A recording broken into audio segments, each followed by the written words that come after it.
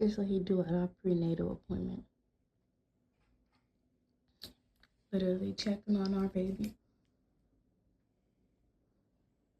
Why won't you just sit down? Cause I gotta go get to what I need. You want me to sit here at this stupid doctor's office when I just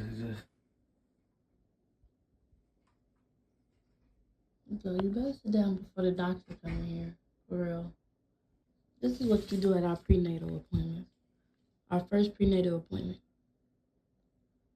I'm sitting here trying to let you see something good for your baby you got on the way. You just don't want to clean yourself up. I just told you. I I didn't just told ask this you. lady that. I didn't ask you to bring me here. I just told this lady you didn't have any problems, and you do. You literally do. I hope you was not doing that when they asked you to step out the room.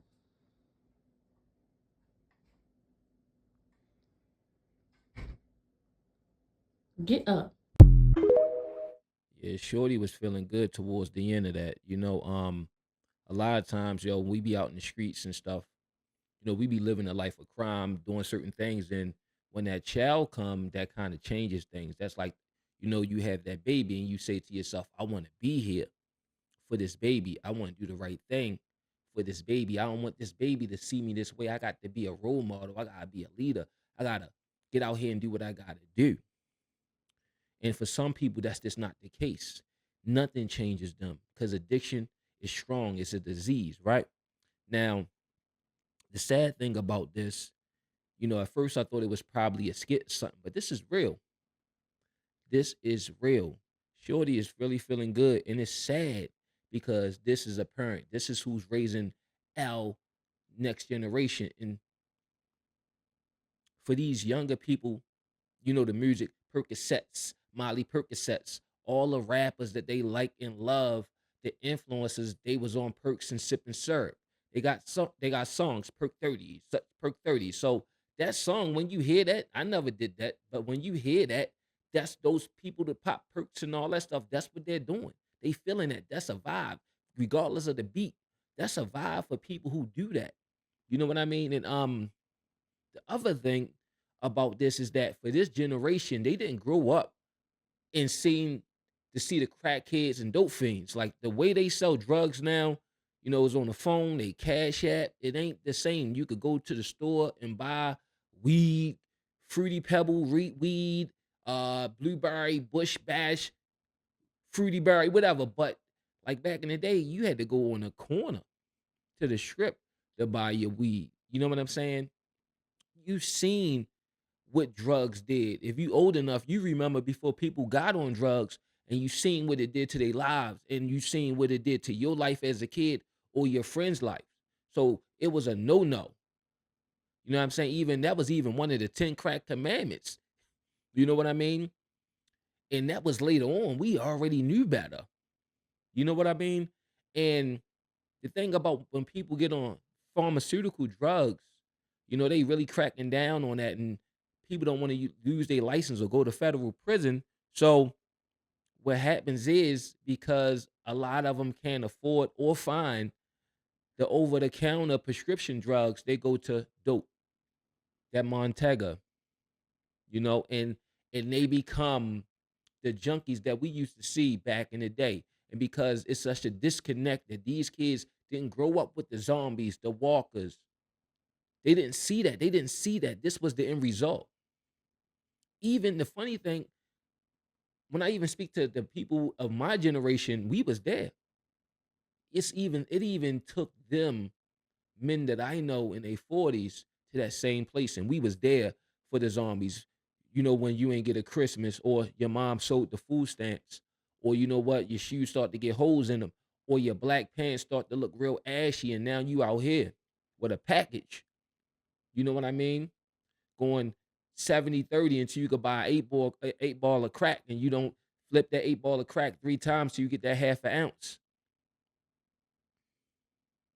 Yeah. If you was there, you understand what I'm saying. We used to have people lined up in the alley. We used to have so many people lined up to get dope. We used to have a gun out there. No change, no ones, nothing. One line, you had to pay in one line and get your pill out the other one. That's how many people it was. People making hundreds of thousands a day, 75,000 a day, 40,000 a day, selling scrambled dope. So we seen it. It was such a big thing that a lot of the guys went to the feds from the 90s. Let's not even talk about the guys in the 80s. But the point I'm trying to make is, and it's not to glorify anything, we seen it and we know better. And this is the end result. And let's just watch this movie. Let's just watch this video again.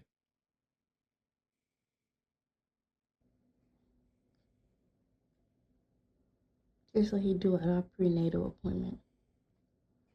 See, and if you wasn't growing up and you seen like your father brought you to school that way, or your mother, you out there, your mother like that outside, your mother like that in the house, or your father like that in the house. They smoking crack, went to clean up everything.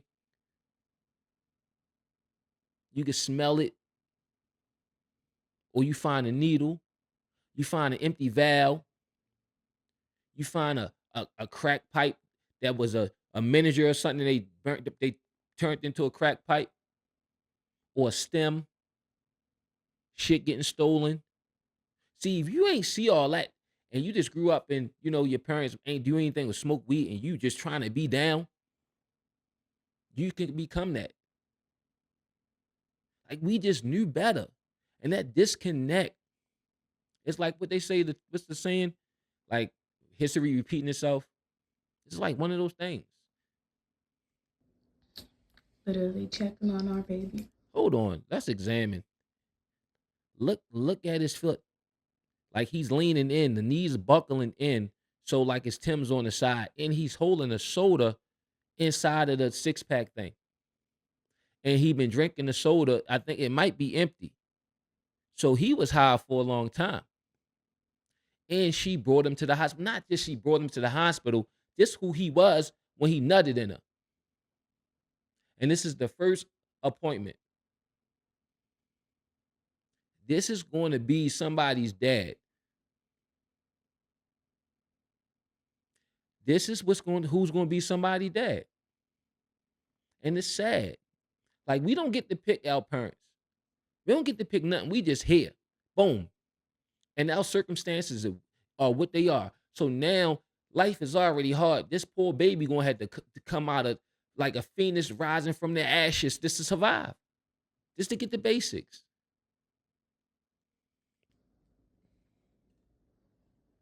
Why won't you just sit down? Cause I gotta go get to what I need. You want me to sit here at this stupid doctor's office when I just So you better sit down before the doctor come in here. For real. This is what you do at our prenatal appointment. Our first prenatal appointment. I'm gonna say I hope this is a skit because it kind of look a little playful for real. He just don't look too zooted now that I really carefully look at it. And again, I don't really watch the videos because I'm kind. If I do, I give it a reaction in my head, and it's not going to be what I'm doing now. So I don't really like to watch it beforehand. But I don't know. I mean, I'm looking at his outfit, and I'm not in a sense of like, look how he dressed, but look how he dressed. I'm trying to make sure this is a real thing because when you addicted like that, you just can't function. Like you start to neglect yourself. You start to neglect your hair. You don't brush your teeth. You're not eating right, and all these different things. You start to not caring about how you look because you so in that zone you chasing. So that's what I mean by let's look at him. It's possible, man. I'm sitting here trying to let you see something good for your baby you got in the way. You just don't want to clean yourself up. I just told you. I just told this I don't know. lady that I didn't ask you to bring me here. I just told this lady you didn't have any problems, and you do. You literally do. I hope you was not doing that when they asked you to step out the room.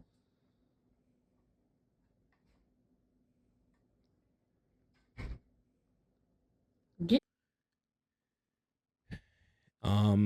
Everybody, we can't just be out here making people parents. We just can't. This is going and get a plan B the next day. This is, I don't believe in abortion, but I'm getting one. This is wear a condom. This is red flags. Don't even talk to him again. This is, hey, how you doing, shorty? You keep walking. You ain't him. This is, go back to the drawing board, and you women need to pick your mates not out of the neighborhood you live in. Because a lot of time young women have some sense, right? And go to school, go to college, meet your man there, meet your boyfriend there. Not the little dude while you going in the gas station to grab something and they all outside with the Pooh Shiesty masses on. Not cause he cute or whatever. None of that. No. Cause the problem is you'll have a little sense or whatever, and you think you're gonna do the build the bear. You're gonna do the build the bear, and you're gonna try to, even though he's a street dude, yeah, you should go to school. You good with your hands and this, that. When you could just pick a dude that's already doing what he's supposed to do, right? People, places, and things is a fact though, even when it comes to trying to pick a mate. But this is not someone that you even talk to, let alone have sex with, to the point that you're here in this situation. Yada ming, yada ming.